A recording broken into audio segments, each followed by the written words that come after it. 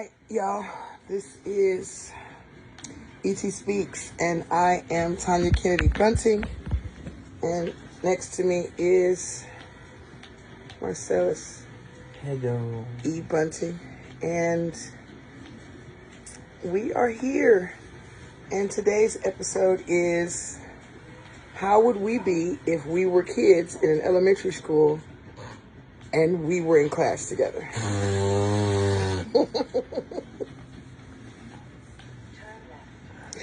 Tragic. Okay.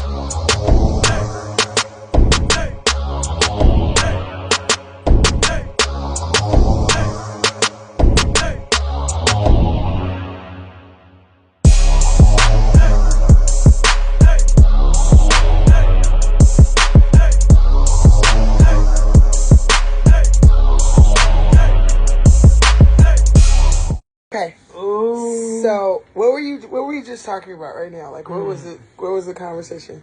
Because earlier we were I was the intimidator in class. Like, I understood that if the first thing that they look for is any type of markings, any type of physical altercation. So it's like, for me, I was the person, I tried to figure out what made you tick and expose it. What do you mean? What do you mean? What made you tick? Like what is that? Because if I can inflict in that time period psychological harm. We just got married, y'all. That don't sound good. No, we're still in therapy. Okay. That's not me anymore. That was a past life me. I've grown out of that. Yeah, in moments, but not written. Yes. So no. Go back to that. So if you could inflict psychological harm, I started to comprehend at an early age that when it came to parents, like especially with my grandmother, the first question she would always ask the teacher was, "Did he hit anybody?" And they would be like, "No." And then they would ask her, "Well, what did he do?" And they would basically tell my grandmother, "Well, he's always making noises and always doing like stuff that with his hands." And my grandmother asked the teacher, "Well, did he put his hands on the kid, on a student?" And the teacher would be like, "No." And my grandmother would ask them. My grandmother would ask the teacher, "Would he do anything? Like, what is he doing?" And the teacher would say, "He does things to kickstart the class, to make them laugh or make them class clown." Class clown basically is what I was. And so basically, in my endeavors of becoming the class clown, I started to learn what made people laugh and what didn't make people laugh. And if I wanted a student I didn't like per se in the classroom, if I knew the female student didn't like the sound of a pencil being tapped on a table, I would do it. Because I knew that was the one thing. So you were the class aggravator. It depends on what day. See, and I was the exact opposite of that. I was the kid getting picked on. Because I was weird. But see, for me, I was a weird kid. I was super weird kid. I believe it. Like, I was a super weird kid. And I think for like me, go ahead. Go ahead. No, you go.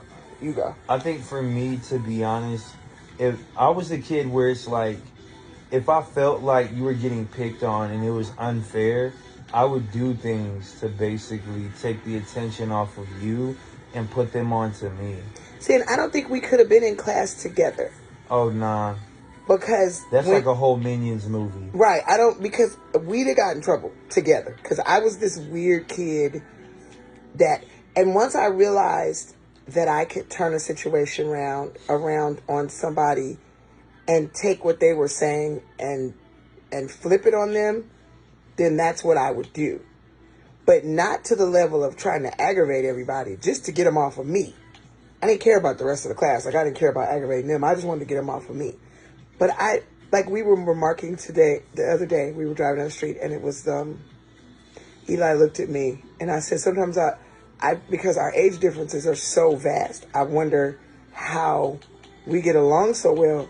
And he says our weirds match. And I was like, yeah, they do. But it doesn't have, I don't know if it makes sense. It doesn't make sense. But our weirds match. Like we're both weird, and we're weird in different ways. But they complement each other. They complement each other. They complement each other. So what? What? Nope. I feel a rabbit hole. What are you finna say? What just ran through your mind?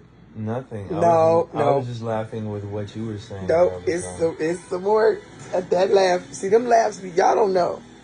Y'all don't know. This man, whatever be running through his mind with a flag and a foghorn and a sign, and he'll see it go through his mind and start giggling, and nobody knows that I know that giggle. Like, he'll start laughing, and everybody else is, what is he laughing for?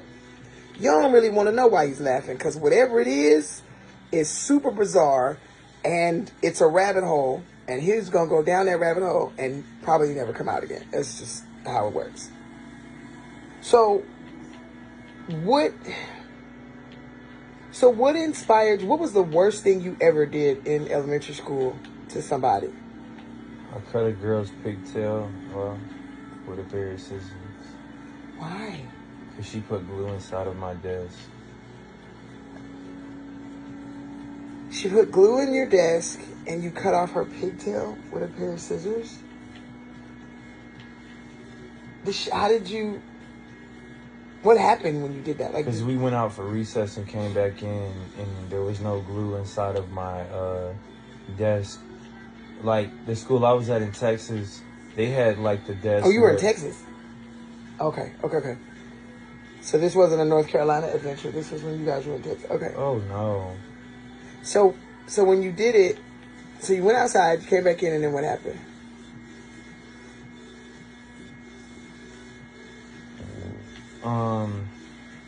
I went outside. We went outside for recess, came back in, and literally I go to walk in, and where the desk that I always picked out, and it was weird, and I didn't really realize it until I got older.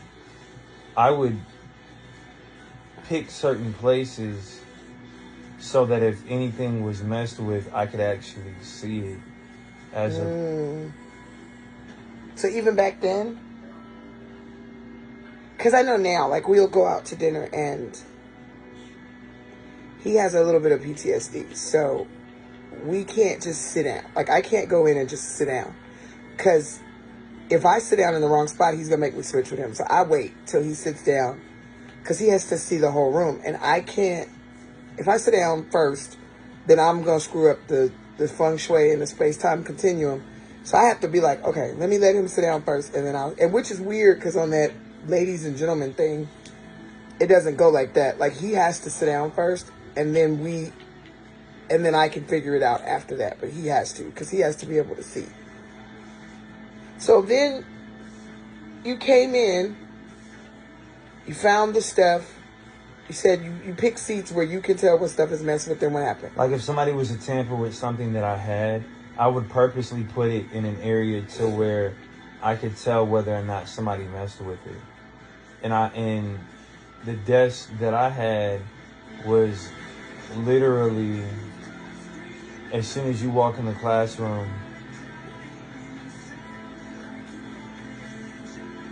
I looked and I was like, what's that white substance at the bottom of the desk?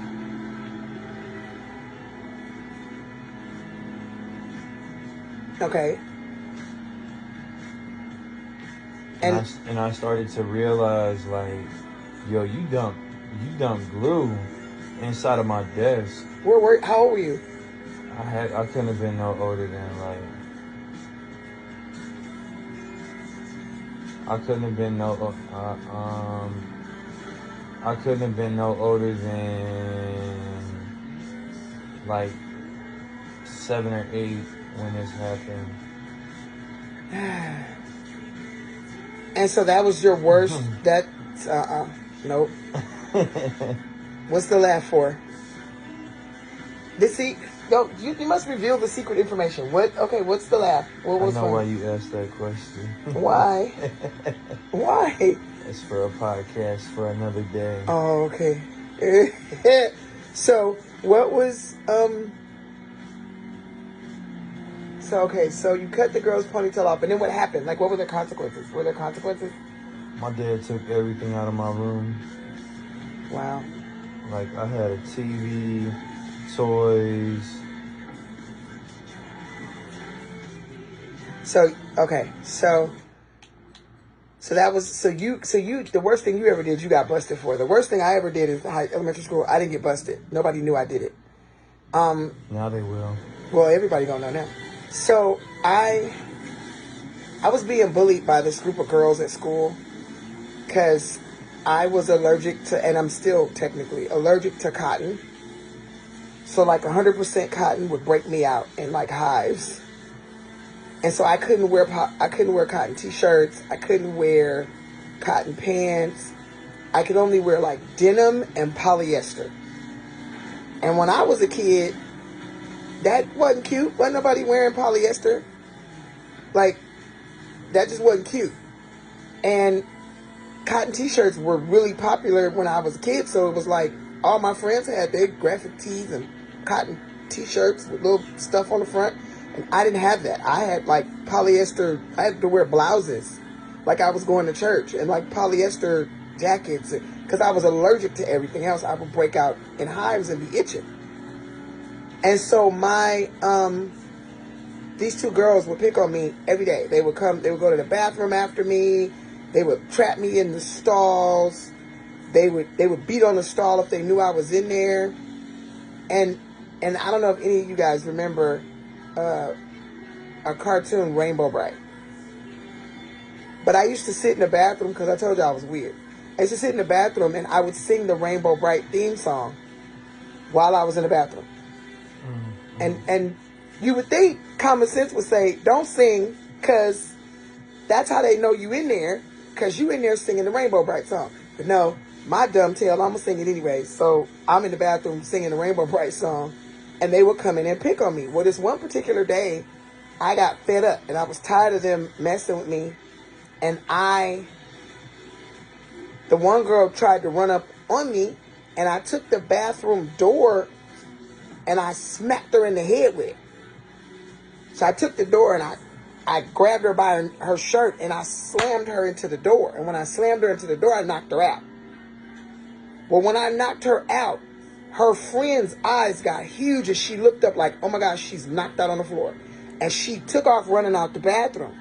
When she took off running out the bathroom, I stepped over her and I walked out, and I was so scared that everybody was going, my teacher's going to find out that I think I killed this girl in the bathroom. She got to be dead. She's in the bathroom and I killed her. Wakita, that's where that G come out of her. Are you calling people out now? Oh, see. But so when you said Tanya's a thug, she more man than she more. Shut up! No, I'm more not. Than I am. You dumb. So when I knocked the girl out, then I was like, okay. And I was about the same age, like 7, 8 years old. And I came out the bathroom paranoid now because I'm afraid somebody's going to find out that I knocked this girl out in the bathroom and left her on the floor. And we went back to class, and I didn't see her no more that day. So I don't know. I still to this day don't know what happened. I think I saw her later on, but they didn't say nothing to me after that. Like, they didn't mess with me no more. They didn't bother me anymore. So I'm assuming I got my point across at that point because they just left me alone. So what was the worst thing you ever did that nobody found out? I can't talk about it. I can't talk about that. I can't tell nobody. Because if my family was to see this podcast, I promise you. They're going to be like, oh, for real? Thank you for confirming. We knew it. I ain't no Jay Reed, for any of y'all that seen the movie In Too Deep. He said, I'm not no snitch. You ain't no cop Jay Reed. You just like us. Yeah. So, this is E.T. Speaks, and this is our idea of what would have would or would not have happened if we were in elementary school together. I don't think it would have been a good idea. I knew somebody that ate glue anytime they got depressed. Like that would be like their first. Not for real. Eat glue. Okay. I don't know if I want to go down this hole. No, you don't have to.